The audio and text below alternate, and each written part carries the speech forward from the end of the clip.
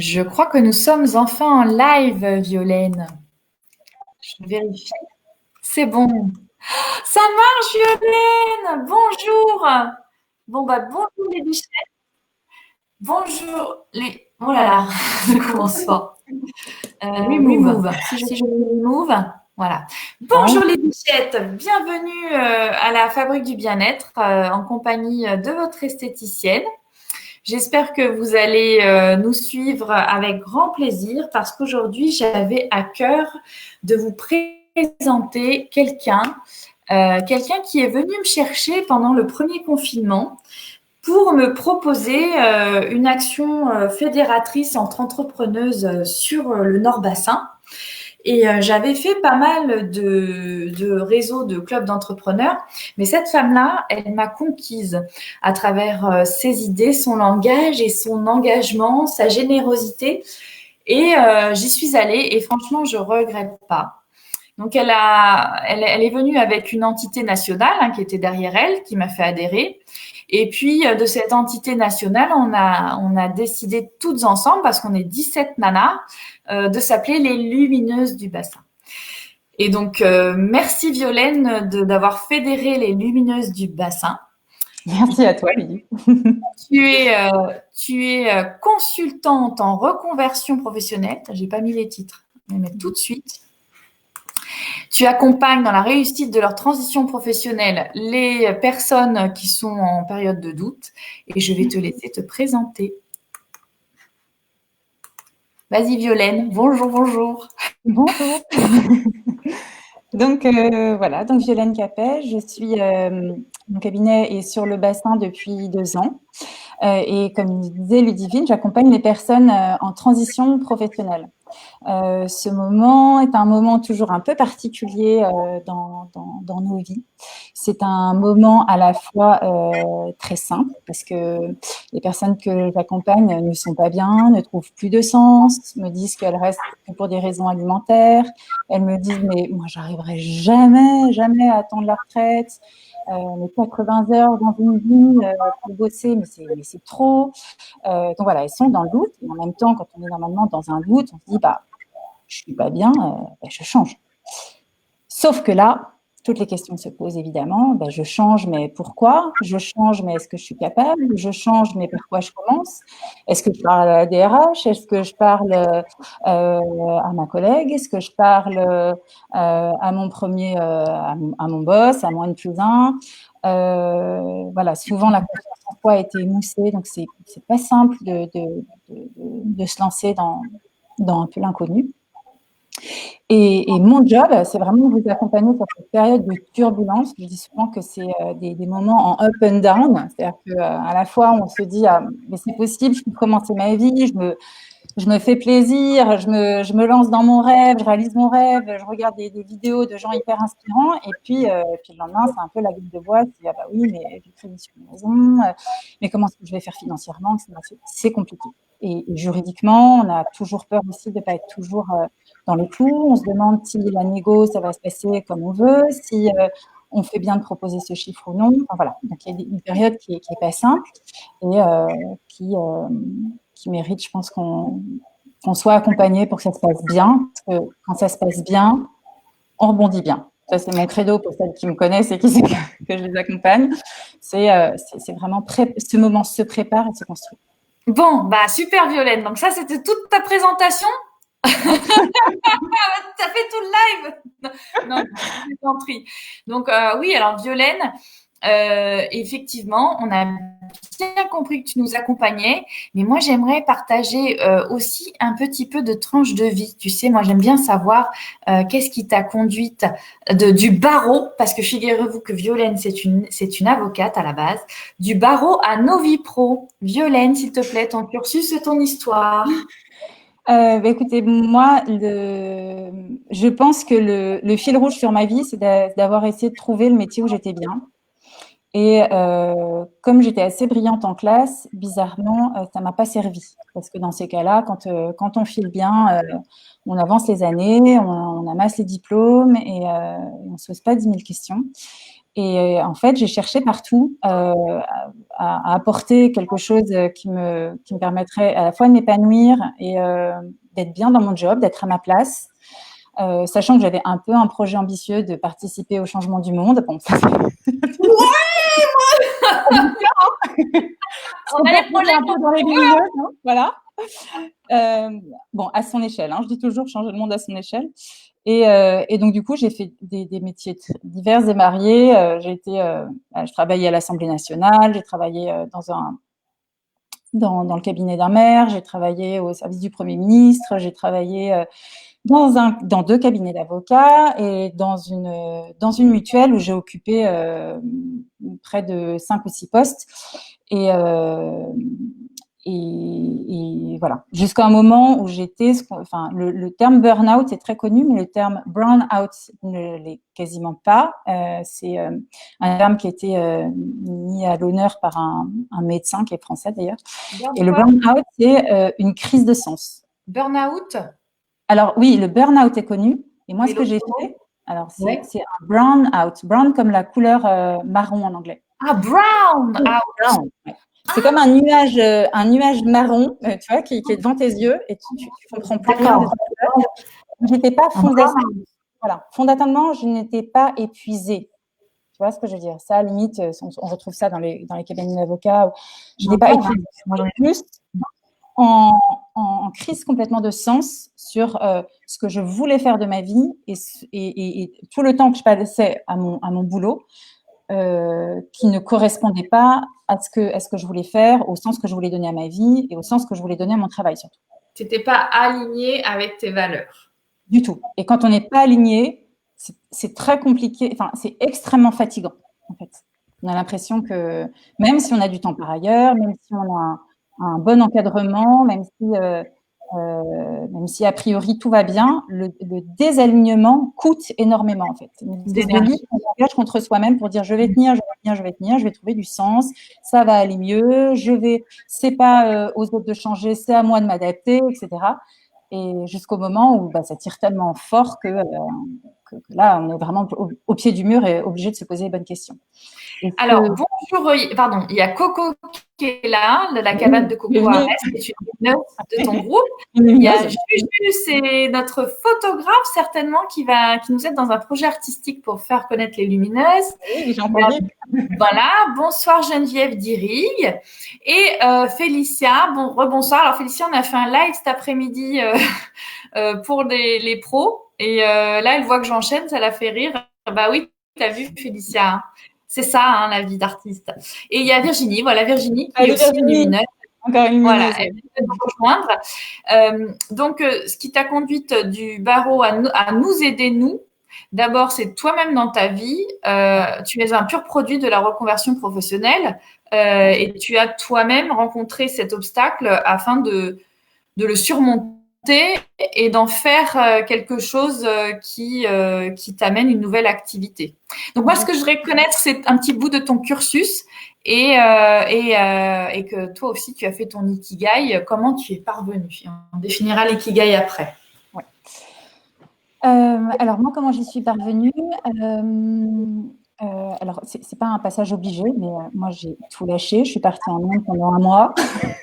En Inde, les filles, ça... En mode manche priem, avec mon sac à dos. Voilà. Faut des coronesses, Voilà. C'est important parce que même si on ne peut pas le faire, moi, ça m'a beaucoup apporté et je fais en sorte que dans les parcours que je propose, même si évidemment je ne conduis pas de voyage en Inde pour méditer et faire le point, je fais en sorte de donner un certain nombre de lectures ou tout ce qui m'a nourri, j'essaye au maximum de le transmettre, voilà, pour faire exceptionnel. Ah oui. Et puis je me suis formée du coup aux États-Unis parce que je trouvais que là-bas il y avait une mentalité qui était différente d'ici. Alors, que je sois bien claire, hein, il y a beaucoup de choses que je n'aime pas là-bas et que voilà, je suis pas américaine dans l'esprit. Par contre, ils ont une manière de croire en eux, de croire en leurs rêves et de savoir se dépasser, de savoir investir sur eux, qui m'a fait du bien. et j'ai une rencontre exceptionnelle avec une femme qui est assez connue, qui s'appelle Christine Levicki, qui est une Nantaise qui s'est installée aux États-Unis, qui a été une des premières à me dire, mais Violaine, arrête de parler de tes rêves, pose des actes maintenant à la hauteur de tes rêves, ou sinon arrête d'en parler ou change. Donc voilà, c'est pas mal sur le coup, mais je crois que je la remercierai toute ma vie. Et puis ensuite, je me suis fait accompagner pour vraiment me former voilà, en tant que consultante dans ce domaine-là. Et pendant ma transition professionnelle, je me suis fait accompagner d'une psychologue, je me suis fait accompagner de mon oncle qui était avocat, parce que pour soi-même, on n'est pas forcément voilà, le meilleur pour être conseillé. Je me suis entourée d'un tas de personnes. Voilà, j'ai tendu la main et ça m'était super à ce moment-là.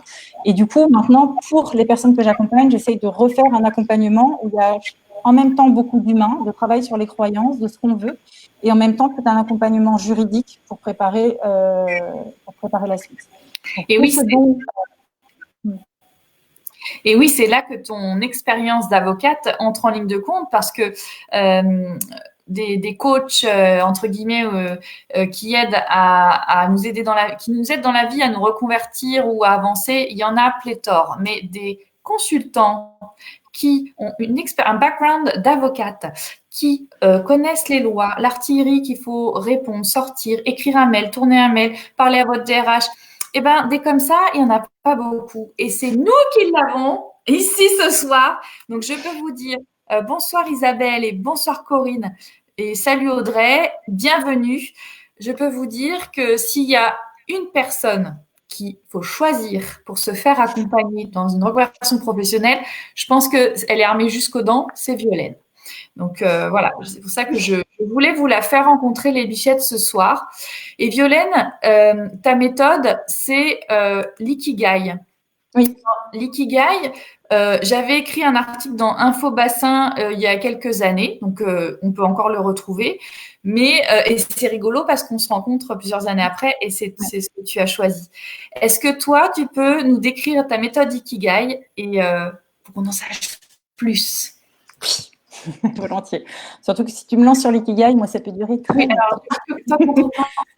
J'aime beaucoup l'ikigai parce que c'est un concept japonais qui part de l'être.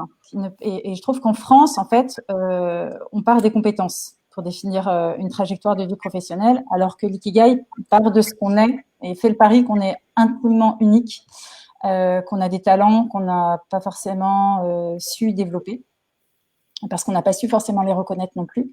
Et l'ikigai, c'est pour moi une méthode qui nous permet d'être enfin nous-mêmes, d'être complet. Puisque c'est, tu le sais, le regroupement impossible à penser quand on a été dans un moule franco-français, c'est donc la synthèse de ce qu'on aime, de ce pourquoi on est doué, de comment on peut contribuer au monde et comment on peut y mettre de la valeur. Donc, ces quatre choses-là, pour nous, sont impossibles en France. En France, on avance par classe d'âge, on est noté, mis en compétition, et en fait, on ne part pas de notre unicité. On part du fait qu'on a réussi, en fait, à être comme tout le monde. Et du coup, les personnes que je reçois à 40, 45 ans, et quand je leur dis, mais qu'est-ce que vous aimez? Mais c'est quoi vos talents? Mais vous êtes doué en quoi? Mais en fait, c'est quoi vos rêves? Elles se sont, alors je dis elles parce que j'accompagne souvent des femmes, elles se sont tellement conformées à un moule qu'elles n'arrivent plus à réfléchir. Et en partant de l'ikigai, on déconstruit en fait un certain nombre de choses. Certes, on a des compétences, ça on le sait, on le trouve dans les bilans de compétences et tutti quanti, mais pour autant, on ne sait pas ce qu'on a profondément envie, en nous et qui a envie d'émerger. Ça, c'est un chemin qui est beaucoup plus compliqué en fait. Surtout quand on a été un bon petit soldat, on a bien fait les choses comme il faut, cocher toutes les cases et avancer dans la vie comme ça. Et c'est pour ça que cette méthode est extraordinaire pour essayer de sortir des chemins battus et essayer d'avancer avec qui on est. Alors, vraiment. Pour tout te dire, moi, j'ai travaillé, avant, j'avais une autre vie, et j'ai fait 5 ans dans une centrale d'achat public. que je ne peux pas citer et qui n'a pas été toujours très réglo avec moi, où j'ai fait beaucoup de CDD. Et je t'aurais rencontré à cette époque-là. J'aurais pu obtenir des indemnités énormes. Et en plus, bon, parce qu'ils se sentaient pas super, ils m'ont fait faire un bilan de compétences. Donc, je suis allée métro Odéon dans un très beau cabinet, rencontrer une femme et qui me faisait parler, mais j'avais 25 ans et j'expliquais, ben, je pensais déjà à l'esthétique. Mais sous couvert de que vont penser ma famille, mes collègues de bureau. Malheureusement, c'est ça la France. Et donc, j'avais 25 ans, je me suis réalisée à 38. C'est oser, c'est très compliqué. Mais c'est aussi être alignée à mes valeurs aujourd'hui et pouvoir gagner ma vie en étant heureuse de le faire, en étant de me lever le matin. Ça n'a pas de prix. Et je pense que si je t'avais connue à cette période-là, en plus, tu m'aurais aidé à faire une rupture conventionnelle, enfin à négocier. C'est ce que dit Audrey d'ailleurs. Audrey, qui est une lumineuse et qui aussi est issue d'une reconversion et qui a monté sa boîte. Elle aurait aimé aussi t'avoir rencontré avant parce que au-delà de nous soutenir et de nous montrer la voie, tu sais aussi juridiquement nous épauler. Et d'ailleurs, je crois que tu es formée à l'EFT. Alors, je ne sais pas trop ce que c'est et je te laisse nous en parler. Oui, alors là, c'est vraiment le grand écart. Voilà, on part de quelque chose qui est très juridique, effectivement, quand voilà, je fais le job et parfois il faut montrer les griffes parce que les choses sont pas normales, parce qu'en plus j'ai aussi des personnes qui sont limite dans du harcèlement ou qui sont en burn-out, des raisons derrière, et juridiquement il y a des lois qui doivent être appliquées et dans ce pays c'est comme ça que ça doit se faire. Donc parfois, il faut que effectivement j'endosse un petit peu le rôle de l'avocat. Et puis par ailleurs, je me suis formée à l'EFT. Donc l'EFT, c'est une méthode de libération émotionnelle. Et oui, parce qu'il faut que tu requinques les gens, parce que les gens ne sont pas en état de voir la vie qui continue. Donc Oui, toi, oui, une méthode. C'est vraiment une méthode pour aller chercher ses croyances. Tu sais, c'est l'idée. Elles me disent, mais Violaine, je suis consciente de ça, je veux ça, mais fondamentalement, c'est vrai, je le veux, mais au moment de passer à l'action, j'y arrive pas. Je suis coincée. Et moi, je connais. Il faut quelque chose, parce que je dis, bah oui, mais je comprends ça. Mais en fait, pourquoi ça bloque? C'est parce qu'il y a une croyance qui est restée bloquée derrière, c'est je suis nulle, j'y arriverai pas, je peur de l'échec. Et je parle de ça comme si vachement, voilà, comment dirais-je, pas de jugement, quoi. Je suis tellement passée par là. Hein, s'il y avait quelqu'un qui avait peur de se planter, qui avait peur de l'inconnu, moi, je suis juriste, une famille très comme ça, voilà, c'était très, très compliqué. J'en avais des hauts le cœur, vraiment des vertiges énormes de me dire. Je connais ça, les crises d'angoisse. J'en ai aussi. J'ai un projet, une crise d'angoisse. Je vais essayer de le dépasser. Donc, vas-y, l'EFT. Donc, l'EFT, c'est un outil assez formidable qui permet en fait d'aller comme dans ta bibliothèque de souvenirs, comprendre en fait ce qui a pu rester bloqué comme croyance. Et puis ensuite, l'idée, c'est que ta croyance, elle restera, hein, d'accord? On n'est pas... c'est long, c'est toute une vie à désamorcer les choses. Mais au moins, on sait qu'elle est là et puis on lui demande d'être un petit peu moins dur avec nous-mêmes pour reprendre un petit peu d'allant et quand même tenter et quand même se mettre en action. Donc ça, c'est vraiment un outil que j'utilise à la demande des personnes que j'accompagne quand elles me disent, je suis consciente de plein de trucs, j'ai parlé, je sais qu'il y a ça, mais par contre, j'arrive pas à le dépasser. Tiens, il y a Geneviève d'Iri qui se reconnaît tellement dans notre live. C'est vraiment ça, Geneviève. C'est vrai que c'est des parts de vie, en fait. Donc, je vais te laisser continuer à nous expliquer qui sont celles et ceux qui font cette démarche avec toi. Est-ce que Geneviève, vous seriez encline à avoir besoin de Violaine? On va savoir qui a recours à ses services. Alors, les personnes que j'accompagne sont souvent des femmes, mais je commence à voir des hommes. Je suis très contente de ça parce que c'est assez rigolo parce que les femmes ont un peu, s'il faut avoir des étiquettes, les femmes, c'est, les bonnes, celles qui ont fait les bonnes études, qui sont restées dans qui ont jamais connu l'échec, qui vont vers là où elles sont sûres de réussir, mais du coup elles se sont jamais mis vraiment en danger, elles n'ont jamais eu la sensation de vivre vraiment ce qui était important pour elles.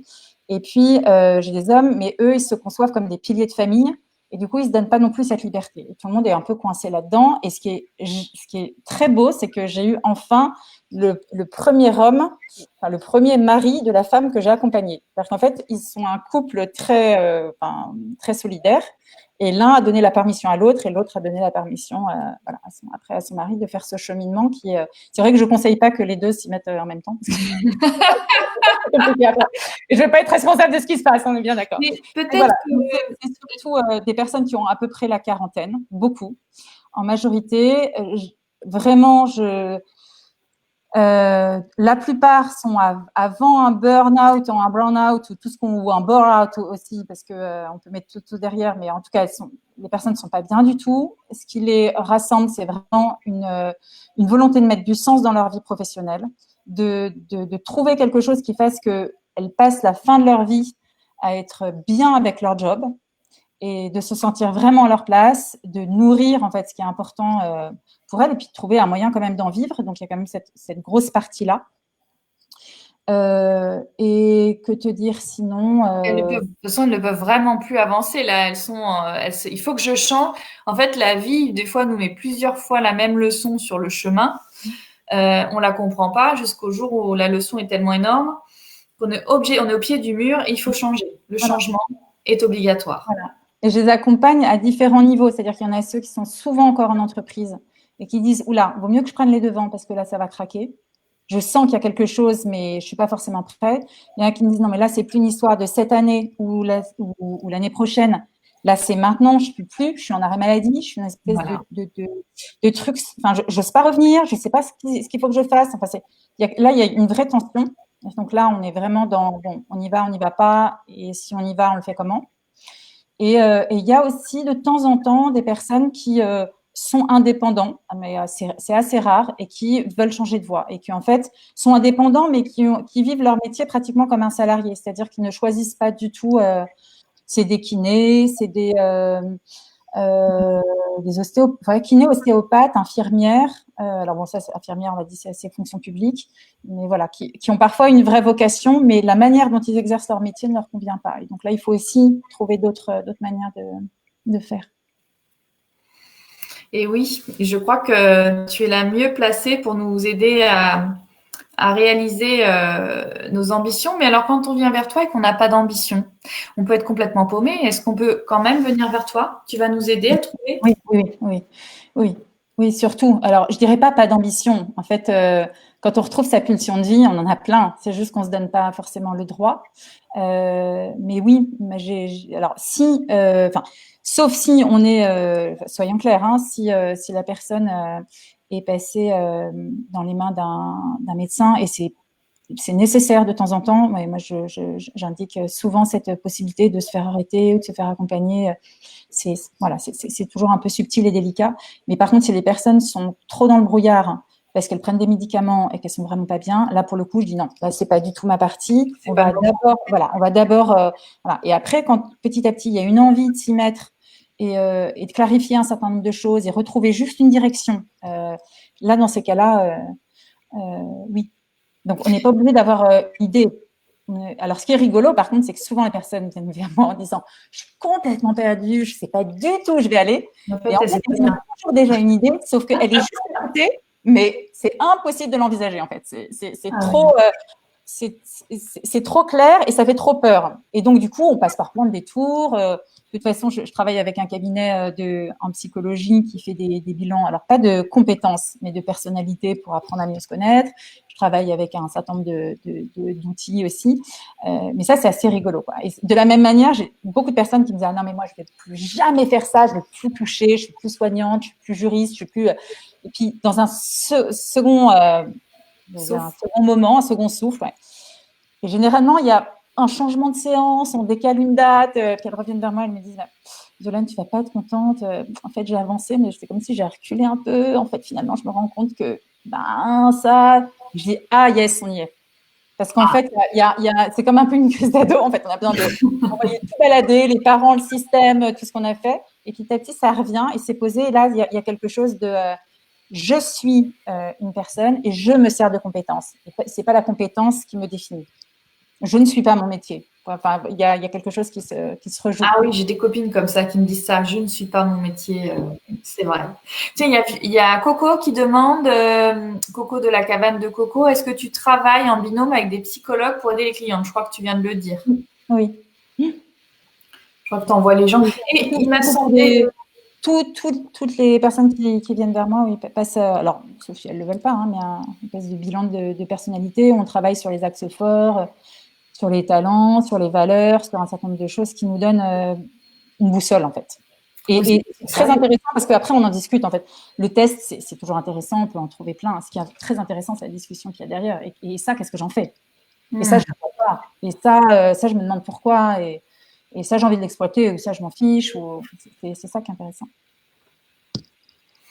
Et oui, je crois que quand on a préparé ce live, tu m'as expliqué aussi ta façon de travailler. C'est que tu accompagnes la personne, mais dans ton processus, tu la renvoies. Tu la renvoies dans son entreprise pour vraiment. Je crois que c'était ça que tu m'expliquais pour vraiment qu'elle se dise, alors là, j'en peux plus, j'en ai vraiment ras-le-bol, c'est bon, j'y suis retournée, c'est bon, c'est sûr, quoi. Oui, ça peut faire partie de l'étape, certaines personnes. Alors, il y en a certaines qui me disent non, moi, c'est pas possible.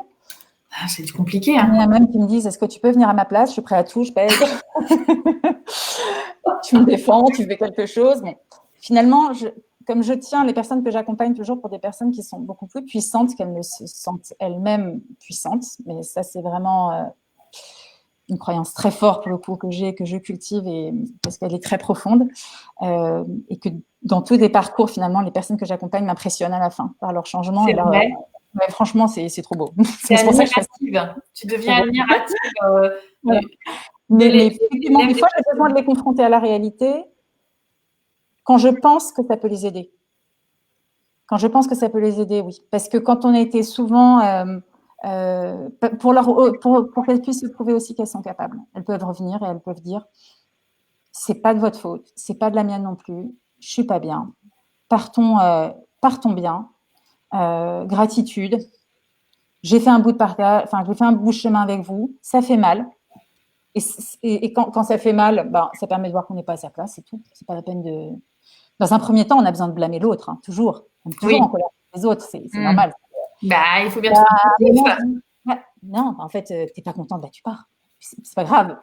Voilà, et puis voilà, c'est pas un problème d'être pas content. Il y a des gens qui ont des très bonnes situations et vu d'extérieur, leur vie est un rêve et en fait, eux, ils vivent juste un enfer parce que ça ne leur correspond pas. Oui. Mais c'était mon cas et c'est le cas de beaucoup de personnes que j'accompagne aussi. C'est-à-dire qu'on leur dit non, mais non, tu quittes pas un emploi, tu quittes pas ton CDI, t'es folle, quoi. Enfin, en ce moment, c'est surtout pas à faire. Oui, mais pourquoi? Parce que oui, mais parce que je suis pas bien, parce que c'est ça ou la mort, quoi. Il y a un moment, c'est faire remonter cette pulsion de vie et dire non, mais ça s'accompagne et ça se sécurise.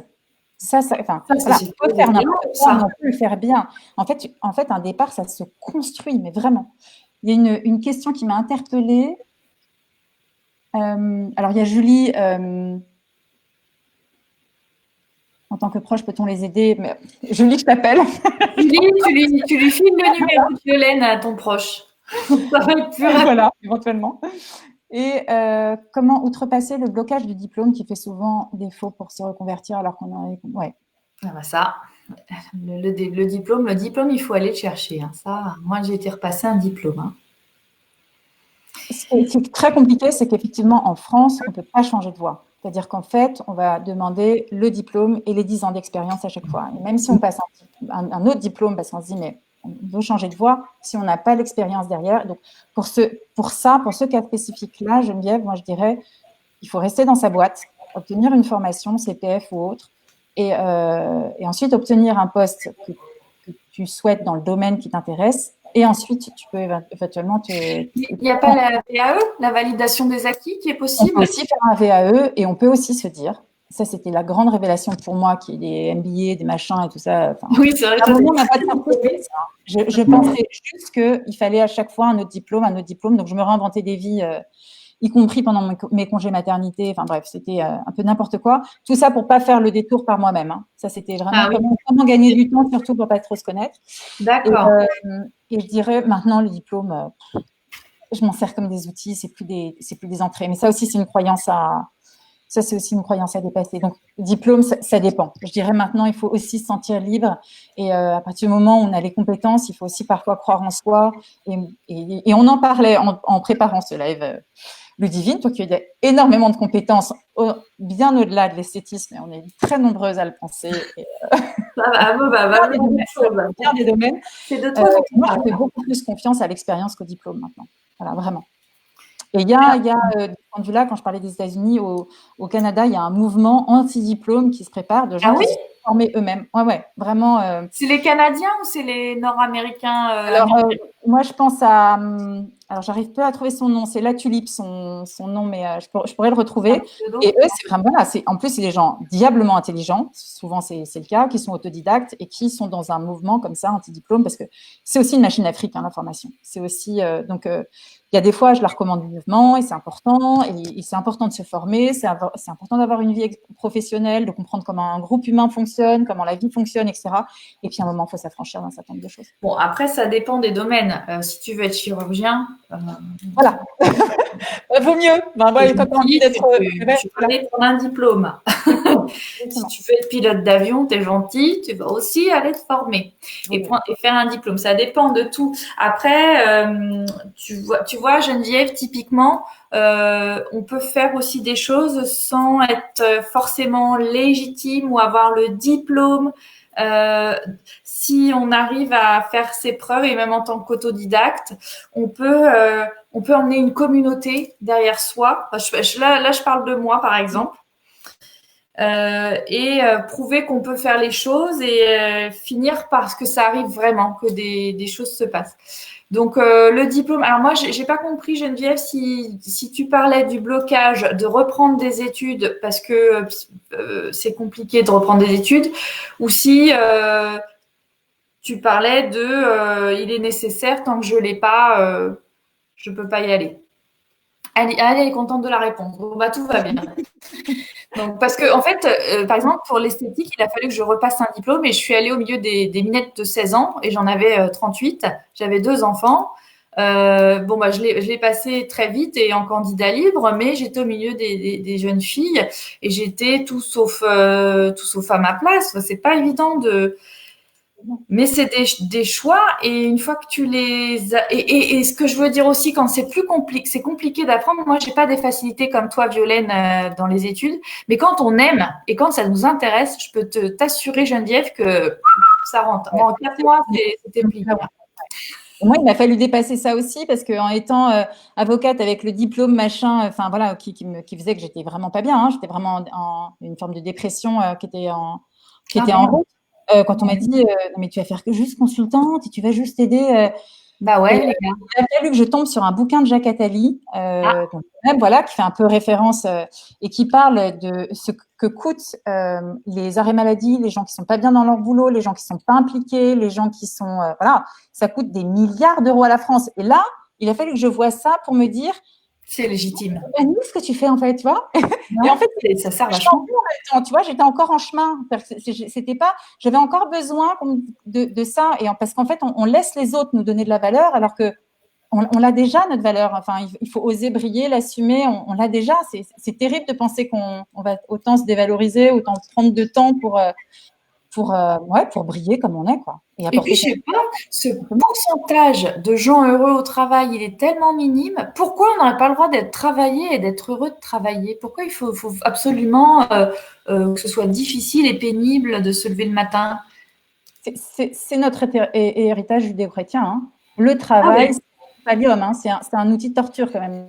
Donc, et ensuite, l'évolution du travail nous a éloignés en fait de ce qu'on est, d'un travail, de la satisfaction d'un travail bien fait aussi, dans un travail intellectuel, dans ces boîtes où tout le travail est divisé aussi, où il y a beaucoup de pression, on perd la finalité.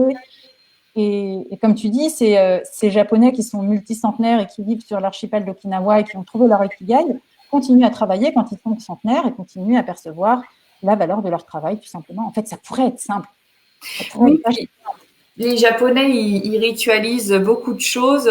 Des petites choses peuvent avoir énormément d'importance, comme la cérémonie du thé, etc. C'est vraiment une autre façon d'envisager la vie et un maître sushi, il fait pas commettre du poisson sur du riz. Il a fait 10 ans, il a appris. Enfin, c'est voilà. Donc eux ont une valeur dans le travail sans jamais dévaloriser que c'est de l'art quoi pour eux. Je sais pas si je m'exprime correctement. Non, mais je comprends l'idée. Et ce que je trouve intéressant justement au Japon, c'est qu'il y a les extrêmes, quoi. Il y a ceux qui travaillent, qui prennent jamais un jour de congé, qui sont complètement embarqués dans. Et en même temps, il y a cet archipel extrêmement bizarroïde. Ils vivent très longtemps. Voilà, on connaît le régime alimentaire d'Okinawa. Absolument. On va nous en parler beaucoup. Et puis en même temps, voilà, ils sont heureux, ils sont bien, ils travaillent parce que c'est voilà. Pour eux, c'est pas du travail, quoi. C'est comment occuper leur temps. Un art de vivre. Avec du sens et voilà, avec une rétribution. Si le travail est bien fait. Et si on le fait avec plaisir, on le fait bien. C'est ce que tu disais. Hein. Ah le oui. plaisir, c'est fou, ça décuple. Et scientifiquement, c'est prouvé. Hein. Enfin, les neurosciences, de ce point de vue-là, ont fait d'énormes progrès et nous démontrent que le plaisir est. Alors, déjà, quand on est heureux, on est moins fatigué. Et puis, alors, je sais pas si tu vas me rejoindre sur cette idée-là, mais les femmes, on a un besoin de créativité, de faire. Alors, on fait des enfants, ça c'est la nature, on les porte 9 mois, mais même celles qui n'auront jamais d'enfants, c'est vrai que faire quelque chose de ses mains et donner du sens à ce qu'on fait et créer, ça peut être une source d'énergie et de bien-être. Oui, je suis d'accord avec toi. Alors, je ne saurais pas te dire. Le besoin de sens est très fortement plus exprimé par les femmes. Et s'agissant de la créativité, je l'ai vu chez les deux, mais je ne pourrais pas encore te dire. Je regarde vraiment. Ce dont je me suis rendu compte, par contre, c'est que quand on parle de la pulsion de vie ou de la vie, on parle parfois du pouvoir créateur. Alors, ça fait un peu ce que je te raconte là, mais c'est vrai que finalement, je pense que intimement, ça fait partie de l'être, de créer. Créer. Et on peut créer socialement, on peut créer intellectuellement, on n'est pas obligé d'avoir un travail manuel. Hein. Oui. Mais la création, c'est ce que j'appelle la vibration au monde, c'est-à-dire qu'on se sent utile, il y a quelque chose qui résonne avec le monde, qui fait qu'on se sent peut-être beaucoup plus à sa place, alors que quand on crée pas, il manque une dimension. Il manque une dimension de réalisation. De réalisation, de sens de sa vie. Et tu vois, regarde, Geneviève nous met un commentaire. J'ai travaillé pendant 25 ans dans l'industrie internationale en tant qu'assistante export trilingue et je souhaite mettre mes connaissances de langue, ma passion et ma maîtrise au service de l'entrepreneuriat en tant que coach de langue sur notre rivage du bassin afin de sortir de l'industrie capitalistique. Je souhaite m'orienter vers l'économie sociale et solidaire, vers l'enseignement des langues. Et qu'est-ce qui te manque alors, Geneviève? Est-ce que tu crois qu'on peut t'aider parce que là tu as ton projet? Voilà, je vous ai tout dit. Bah ouais, mais est-ce que tu crois pas que tu pourrais te faire accompagner dans cette démarche? Peut-être par Violaine pour t'aider à réaliser ton projet de vie. Il y a Juju aussi qui dit c'est pas évident d'être encadré, de savoir où trouver des réponses lorsque nous sommes pas au top. Ben oui, mais en fait, il y a beaucoup de réponses ça et là sur le net. Il y a beaucoup de personnes qui savent une partie de la chose, qui peuvent répondre à une partie du problème. Et c'est vrai que ce que moi j'ai essayé de faire, c'est d'avoir des réponses un peu sur tous les plans. Alors, on n'a jamais tous les plans, on n'a jamais pensé forcément. Non, mais tu sais orienter, si jamais. Oui. Il y a un réseau derrière. En tout cas, il y a toujours une possibilité, Geneviève. La première séance pour moi est toujours gratuite. Voilà, on fait connaissance.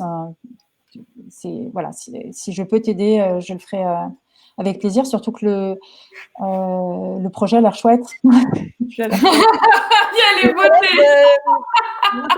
En plus, on a besoin de parler des langues sur le bassin. Ouais. Oui. Je pense qu'il y a de quoi faire. Et tiens, on peut avoir une belle idée. C'est la mise en action qui est compliquée. Oui. Les personnes que j'accompagne, je sais que je viens les titiller, je viens les embêter. Je leur dis, il vaut mieux une action imparfaite qu'une parfaite inaction. Et ça a été vraiment la personne qui m'a accompagnée a été vachement forte pour me le répéter presque, je veux dire, pas quotidiennement, mais aussi peut-être toutes les semaines. parce que c'était très compliqué pour moi de me mettre en action et d'accepter que ce soit imparfait dans un premier temps, quoi. Dans cette espèce de déséquilibre, on est entre deux. En fait, on voudrait presque passer de la réussite à la réussite, mais en fait non. Passer par un moment où on est un peu en déséquilibre, et en fait c'est ça qui est super beau. C'est ça qu'on craint, mais c'est de ça qu'on est le plus fier. En fait, il faut apprendre à débuter aussi dans une nouvelle démarche et une nouvelle orientation. Geneviève dit qu'il lui manque le courage de traverser le fossé et que bah, sa sécurité salariée lui permet de rester dans son inconfort et malheureuse. Mais comment couper le cordon? Bah, Geneviève, comment couper le cordon? Je crois que ma vie Ikigai, ma-vie-ikigai.com va vraiment pouvoir t'aider à avancer. Moi, la sécurité du salariat, je le prends vraiment très, très, très, comment dirais-je, au sérieux, parce que c'est pas sur Internet, vous allez trouver plein de personnes qui, moi j'appelle ça les vendeurs de rêves. C'est allez-y, allez-y, vous achetez un programme en ligne, vous. Ah ouais, non. C'est horrible, c'est horrible. C'est la transition de vie, c'est un sujet extrêmement sérieux qui mérite vraiment qu'on y prenne surtout du temps. Alors, Oui, mais pas, toi, tu accompagnes sur une année. C'est pas, tu vends pas oui, oui. un truc Oui, à lire. sans un minimum de semaines, voire de mois, voire effectivement l'accompagnement le plus long, il est effectivement d'un an. C'est pas vrai, on va vous mentir. C'est comme ou acheter un livre avec l'Ikigai où vous remplissez, bon très bien, mais après effectivement c'est la mise en action, c'est extrêmement compliqué. C'est Oui, sinon sinon tout serait facile. sinon C'est tout le monde ferait ce qu'il a. chose. Moi, là, quand on me parle, la première fois que j'ai compris qu'en fait, je serais jamais à ma place dans une entreprise et qu'en fait, j'étais faite pour l'entrepreneuriat parce que j'avais envie de créer mon propre projet, de gérer mon temps. J'aime bien bosser le dimanche quand j'ai envie ou le soir tard, ou gérer mon emploi du temps, faire ce que je veux et avoir la liberté de parole que je veux avoir. Quand je m'en suis rendu compte, j'avais le vertige. Vraiment, C'est vrai. je suffoquais. J'ai pas d'entrepreneur dans ma famille. Ah ouais. Tout le monde est prof, avocat. Bon, T'as perdu le cadre, ça t'es en panique. ouais, et puis en plus, je déteste l'administratif. Je me suis dit, mais c'est horrible, en fait. Parce qu'en fait, je voulais pas voir la vérité. Je me disais, mais c'est terrible. Si tu es fait pour entrepreneur, en fait, tu vas louper ta vie parce que tu peux pas y arriver. Je vois pas comment. Et parce que toutes ces croyances que, en fait, voilà, Les croyances limitantes. personne dans ma famille qui a entrepris et qui a réussi, enfin, voilà, je fais tâche ou je prends trop de grands risques. Donc, c'est très, très long et c'est très compliqué. Et vraiment, il faut être doux avec soi-même. Il faut pas s'en vouloir. Il y a des fois, j'ai des clients qui disent, mais je me déteste quand je me regarde dans le miroir, quand je me lave les mains dans les toilettes de mon entreprise. Non, non, non, on prend son temps. On fait les choses bien comme il faut. On part pas sans savoir un peu vers où on peut aller. On s'en veut pas si on profite un peu du confort du salariat pendant un petit moment pour préparer son projet. Ça vaut mieux pour tout le monde. Pensez au budget de la Sécu.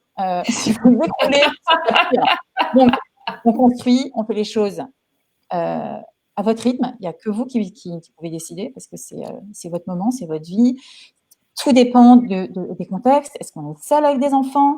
Moi, je venais de me séparer, j'avais 3 enfants. Hein, donc, Oui. bon, tout le monde m'a dit, c'est n'importe quoi. Oui, mais moi, j'ai une pulsion de vie. Là, à un moment, c'était trop fort. Donc, voilà, ça s'est passé comme ça et je l'ai fait comme j'ai pu, etc. Il y en a qui, pendant un moment, prennent juste un mi-temps pour pouvoir prendre du temps. Il y en a qui se mettent en freelance, comme ça, elles savent, elles continuent à faire de l'alimentaire, mais à leur compte, et à côté, elles continuent à nourrir leurs rêves. Il y a plein de possibilités. Il y a Bruno qui est parti l'année dernière et en digital nomade, il était dans l'audit et maintenant il aide les entreprises à, obtenir des écolabels là. Bon, il est parti dans le monde. Enfin, lui, en 6 mois, c'était bon. Et il y en a d'autres. Et ben, au bout d'un an, finalement, elles ont trouvé un même poste dans une entreprise. Elles sont quand même mieux. Et c'est une étape. Et il n'y a pas de jugement. Oui. C'est le temps de chacun. Tu vois, toi, tu disais, toi aussi, à 25 ans, on n'est pas. Oui, j'ai mis du temps.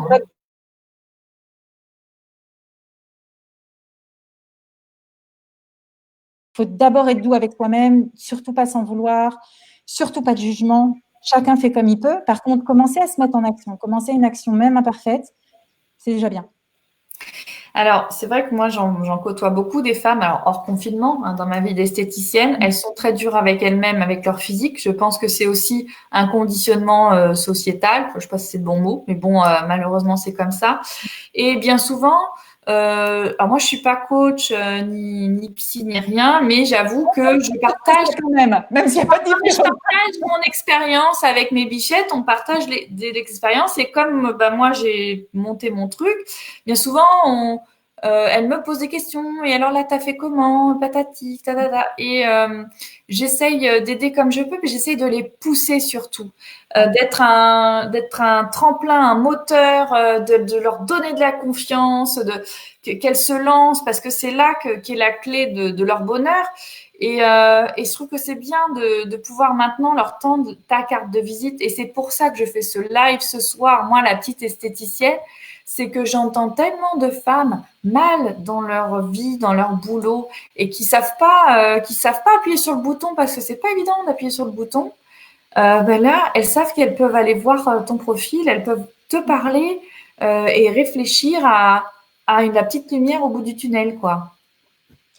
Alors, d'une part, tu n'es pas une petite esthéticienne. Bah, je fais 1,68 m. Tu vois, enfin, comme tu es alignée avec ce que tu sais faire, et puis tu n'es pas que esthéticienne, tu as tout ce que tu sais faire à côté qui fait que tu brilles et que tu nous renvoies une super belle énergie, tu nous nourris aussi à ta manière, pas uniquement dans l'esthétisme, mais aussi de l'intérieur. Je pense ça quand tu parles des femmes que tu encourages.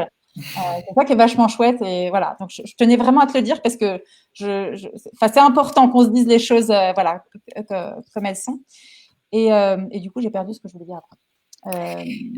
Petite esthéticienne, j'ai une psychologue, j'ai une psychanalyste en tant que cliente et quand elle me parle, elle m'a cerné en une épilation, elle m'avait cerné.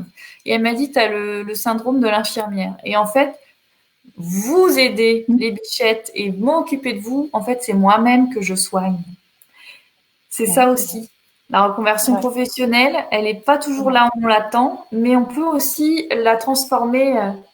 La vérité, j'aurais aimé être restaurateur d'art. J'aurais aimé. Mais la vie n'est pas finie, hein, Ludivine. La vie n'est pas finie. Tu peux compter sur moi. Tu vois la vérité, je voulais restaurer des tableaux à la feuille d'or. Bon, bah là, je fais des soins visage, mais je m'éclate. Il y a un lien. Et j'ai encore d'autres ambitions, mais bon, on verra.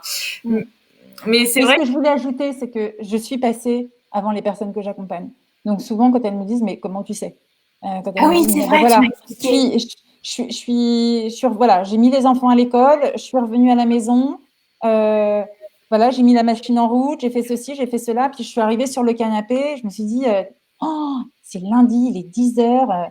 Et il y a les feux de l'amour et mon Dieu. Et du coup, tu te dis, mais je suis, voilà, ça y est, je suis tombée super bas, ça y est, et c'est rigolo, quoi. Ou certaines qui m'ont confié, effectivement, avoir eu du mal à aller à Pôle emploi et m'avoir dit, alors j'ai mis ma perruque, je dis, ah bon, moi c'était les lunettes de soleil, j'ai pas fait aussi fort que toi, mais c'était super rigolo parce qu'en fait, voilà, j'arrive extrêmement, enfin, il y a tout ce que je peux apporter et puis ce que je peux apporter de moi, c'est juste que je suis un petit peu en avance sur certaines, que j'ai compris comment ça fonctionne, que je peux aider sur le plan juridique et que je peux accompagner sur le plan humain et voilà quoi.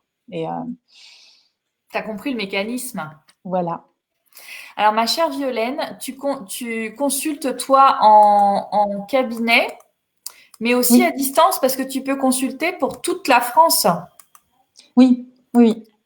Alors, hop là, j'ai retrouvé mon titre parce que je l'avais enlevé parce que ça te cachait le menton. Oui. Donc, dis-moi, comment on fait pour prendre rendez-vous avec toi Écoute, sur mon site là qui est en bas, tu sais, il y a un petit, il y a la possibilité de me faire un petit message, voilà. Et voilà, je regarde alors régulièrement si effectivement j'ai des messages. Je prends le temps d'y répondre pour être sûr qu'on s'est bien compris sur ce que j'étais capable de faire.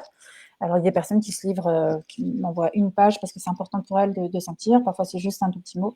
Et après, je propose très souvent qu'on puisse se rencontrer en visio ou en direct, juste pour savoir, voilà, est-ce que je suis la bonne personne? Est-ce que je vais répondre aux attentes et est-ce que je vais pouvoir accompagner la personne que j'ai en face de moi? Est-ce que je suis la meilleure personne ou pas? Est-ce que, voilà. tout simplement. Ouais, donc c'est hyper franc et honnête, et loyal. C'est-à-dire que Bah, ouais, parce que bien, on on va, parle, ouais, on voit. C'est oui. pas, Ah non, je non, vais non, pas non, non, signer. surtout pas. Et alors moi, je suis à l'antithèse de ceux qui poussent, parce que ça marche pas. Ça, Voilà. foncièrement, puis c'est pas agréable. Moi, je veux garder aussi ce que j'aime dans mon boulot, c'est choisir avec les gens avec qui je travaille et que ça se passe bien, parce qu'on reste quand même plusieurs mois ensemble, on partage quand même quelque chose d'assez fort. Moi, c'est vrai que Tranche de vie.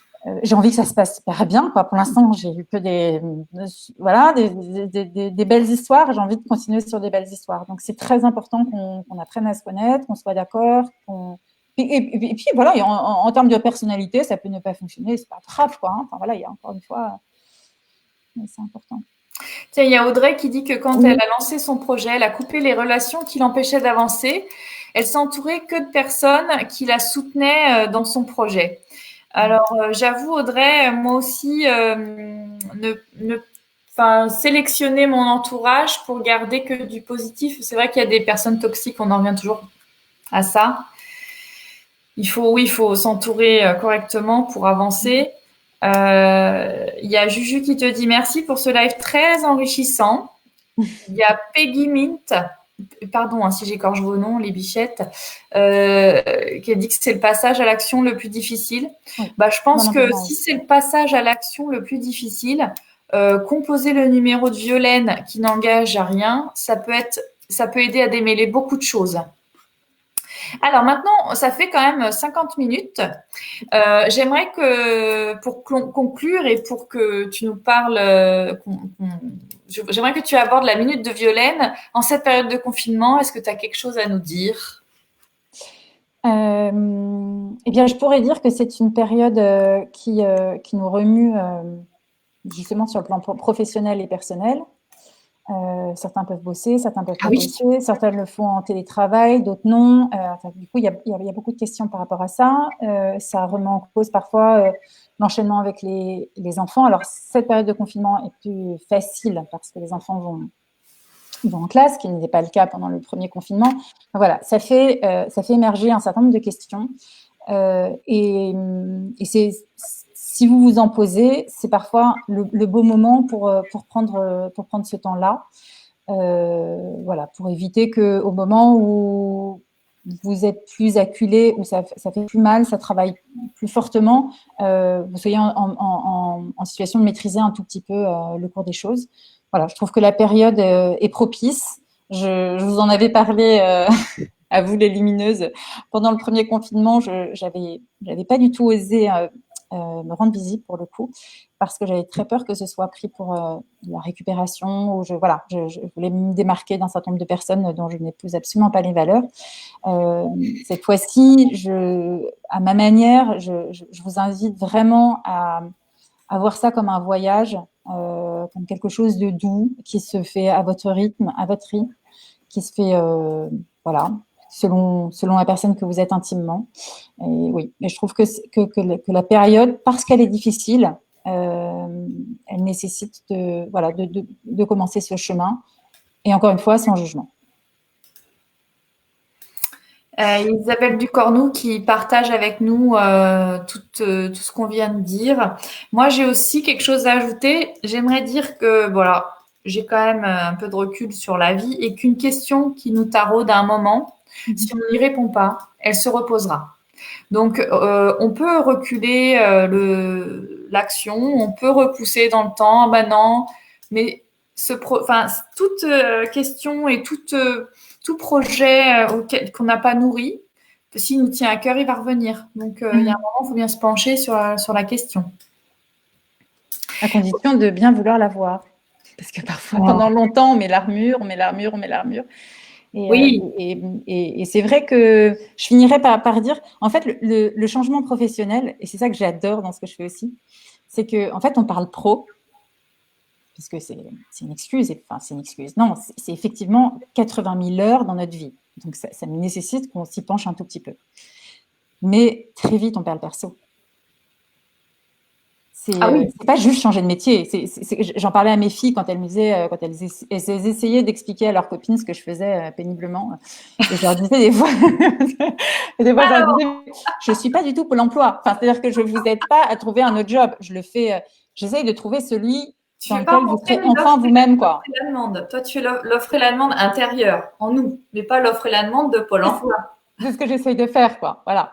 De la même manière que moi, quand je suis allée la première fois dans une CCI pour parler de mon projet, la personne que j'avais en face de moi était un fonctionnaire, quoi. Et donc, il me parlait d'un truc, mais moi, j'avais envie de dire, non, mais Je rentre pas dans ta case, man. non. Puis moi, j'ai envie de savoir, toi, concrètement, comment t'as fait avec tes gamins, ta baraque, ton truc. J'avais envie de concret, en fait. Et en face de moi, j'avais quelqu'un qui me parlait d'un business plan, de Oui. cases à mettre, machin. Et en fait, c'est pas ça dont j'avais besoin Mais dans un non. premier temps, quoi. J'avais besoin de quelqu'un qui ait fait le chemin avant moi et qui me dise, bon, allez, voilà comment j'ai fait, voilà comment tu peux gagner du temps, voilà le site qui est super sympa, voilà la vidéo qui m'a permis de comprendre, voilà le livre qui, etc., etc. Et puis voilà les réflexions qui m'ont fait grandir. Tiens, il y a Peggy Mint qui dit que ce webinaire tombe à pic et qu'elle va te contacter, Violaine. Moi, j'aimerais aussi te demander Avec plaisir, Peggy. de nous nourrir juste avec peut-être un petit bouquin. Alors, je n'était pas prévu la question, excuse-moi, mais juste si je sais que tu vas rebondir sur cette question imprévue. Ouais, Si on devait lire quelque chose qui nous emmène sur le chemin, peut-être un peu comme Paulo Coelho ouais, et la pierre la chimiste, philosophale. ouais. Je sais plus le nom du. Le chimiste peut-être, un peu plus La chimie. pas. Ouais, c'est ça. Donc, toi, qu'est-ce que tu nous conseilles comme lecture qui nous peut-être nous emmène à comprendre qu'il faut Alors, se il peut réaliser? avoir directement des lectures. Je regarde, j'ai une immense. En fait, ici, Vas-y, regarde la dans bibliothèque. dans mon cabinet, ici, il y a tout le droit. Donc, c'est peut-être rigolo. Bon, et gros livre rouge, voilà. Toi, t'as pas des Vidal, mais tu as des livres de droit. Bah, voilà, les Dalloz, voilà. Et de l'autre côté, j'ai tout le développement personnel avec des trucs qui peuvent être complètement foufou, qui peuvent être très TPT, libres. j'adore. Et je sais pas, écoute, le premier sur lequel je tombe, c'est, tu vois, c'est l'Ikigai. Après, j'en ai d'autres. Oh, mais non, mais ça, Celui de c'était Caroline, bon, progressif. voilà, il y en a d'autres aussi. Oh! Mais un livre qui nous emmène. Partage-nous un truc vraiment, une petite part de toi, là, un bouquin qui te tient à cœur. Est-ce que ça t'a quelque Ouais. chose qui te vient? Ben écoute, peut-être que quand je suis partie en Inde, le livre de Manche Priem, je sais qu'il est sorti C'est au vrai? cinéma, c'est une adaptation. Ouais, Oui, j'ai vu. ça m'a mis en route. Et tu vois, c'était pas un projet pro, hein, parce que moi, il y avait plein de trucs qui marchaient pas. Hein. Il y avait le pro perso, il y avait tout qui explosait un peu. Hein. Donc, donc voilà, ça m'a mis en route. Alors, c'est absolument pas sur du changement pro, c'est juste là pour le coup, savoir qui on est et partir en voyage et être dans l'accueil. Il y a un livre d'Emmanuel Carrère qui a changé aussi vraiment ma vie, Ah, PPT. qui s'appelle D'autres vies que la mienne. Et c'est D'accord. l'histoire, là, ça me touchait fortement parce que c'était l'histoire d'un magistrat, d'une femme magistrate qui s'est battue jusqu'à la fin de sa vie alors qu'elle avait un cancer, un mari qu'elle aimait, des enfants, pour faire reconnaître l'existence de clauses abusives dans les prêts, je ne vais pas les nommer, mais les Oui, prêts à conso complètement, voilà, revolving. qui sont complètement excessifs et qui sont complètement abusifs. Et elle allait jusqu'à la Cour européenne des droits de l'homme. Et c'est vrai que quand j'ai lu ce bouquin, je me dis non mais qu'est-ce que tu fous toi, enfin, Ah, voilà. c'est quoi ton truc de changer le monde? Oui, elle était à la fin de sa vie quand elle a fait ça, et elle a pris toutes ses tripes. Alors quand je dis ça, on n'est pas toutes capables de ça, et c'est pas le dessin de tout le monde, tu vois ce que je veux dire. Parfois, Non, quand on se fait une mais montagne entière, en fait, moi, je m'étais fait une montagne tellement grande que du coup, j'ai pas commencé, quoi. D'où il vaut mieux une action imparfaite qu'une parfaite inaction pour se mettre en route. Mais oui, ça a beaucoup bougé. Et alors, il y a aussi des livres, mais il y a un film que j'adore, c'est En quête de sens. Et celui-là, c'est parfois c'est un DVD que j'offre à ceux qui connectent avec cette idée-là. C'est là, cette fois-ci, c'est deux gars, deux hommes, un qui fait de la photo de paysage et un autre qui a fait fortune à Wall Street. Le film commence, ils sont tous les deux dans la tente, tu sais, dans ces moments un peu suspendus du temps pendant l'été, où voilà, ils retombent sur une photo un peu jaunie de son copain sous un tipi aménagé, et ils se disent mais qu'est-ce qu'on a fait de nos vies finalement 30 ans plus tard. Et en fait, celui qui était soi-disant content à Wall Street parce qu'encore une fois, il avait coché toutes les cases, il avait un super salaire, il avait etc. Bon. Il y avait la Il s'est rendu compte que vendre de l'eau française, bon, finalement, ça l'épanouissait pas tant que ça. Puis ça y est, il s'était prouvé qu'il pouvait réussir. Et ils prennent leur sac à dos et ils partent et ils vont voir Vandana Shiva, ils vont voir plein de monde et je trouve ça génial parce que tu les vois se transformer et petit à petit, à la fin, il dit, je sais pas ce que je vais faire, mais en tout cas, j'ai compris tellement de choses, ça m'a tellement enrichi. De toute façon, je redeviendrai plus la personne que j'étais avant. Et tous les détours qu'il fait par des gens qui sont simples et qui ont trouvé leur place, ben, ça fait réfléchir. Après, moi, voilà, je pourrais pas être Pierre Rabhi parce que voilà, cultiver de mon jardin, moi j'ai besoin qu'ici ça chauffe un peu. Chacun son truc, quoi. Chacun son truc. Mais la démarche est vachement intéressante. Et je trouve qu'en fait, on devrait tous faire ça, quoi. Enfin, tu vois, on devrait mettre le bac à la poubelle et se dire juste, allez, comment est-ce qu'on fait pour financer un truc, on va juste explorer, se rendre compte, se mettre en état d'expérimenter les choses, qui on est, aller à la rencontre des gens, voilà. Alors, c'est ma propre conception. Alors, ça fait 1 heure que nous parlons. Ce live va se terminer à mon grand regret parce que je m'éclate avec toi. Il y a Geneviève qui parle de lire Les Victorieuses. Alors, c'est noté, Geneviève, je note. Les Victorieuses. Ouais. Juste pour rebondir avant de conclure, c'est vrai que c'est la période de tous les possibles en ce moment. Rien ne va plus, ni le climat, ni la planète, ni les politiques. Il n'y a plus de certitude. Donc allons-y. Pourquoi pas se réaliser, c'est le moment ou jamais. Je sais pas ce que tu en penses. À la fois, plein de choses deviennent impossibles. On est réduit dans nos libertés, c'est compliqué. Ça nous donne plein de raisons de râler, justement. Et en même temps, alors moi, c'est une chance que j'ai, hein, c'est que je suis connectée avec pas mal de gens, des entrepreneurs sociaux, des gens qui essayent vraiment de bouger les choses, ce que j'appelle ces petites mains invisibles qui font des choses. Franchement, à chaque fois, j'ai les larmes aux yeux, je me trouve tellement nulle à côté. Mais voilà, il y a aussi plein de gens hyper chouettes qui relèvent leurs manches et qui font des choses à leur niveau pour faire avancer les choses, pour être bien soi-même. Déjà, être bien soi-même, ça permet d'être bien avec le reste du monde. Donc voilà, c'est une période qui est un peu difficile, mais il y en a eu d'autres dans l'histoire. Hein. L'histoire se recommence incessamment. L'an 1000 était compliqué, les guerres qu'on a connues mondiales étaient compliquées, les crises, les chocs pétroliers, crise des années 30. Donc voilà, je ne sais pas à quel point on est plus mal loti qu'à ces périodes-là, mais ce dont je suis sûre, c'est que, en tout cas, si on a ce feu intérieur, si on en a envie, il y a quelque chose qui est possible. La pulsion de vie, elle doit être plus forte. Et puis, il y a tellement de gens qu'on admire parce qu'ils ont osé se réinventer, parce qu'ils sont passés d'un truc à un autre. Et pourquoi ce serait pas vous, aujourd'hui, cette personne qu'on admire parce qu'elle fait ce qu'elle a envie de faire et d'être alignée à ses valeurs?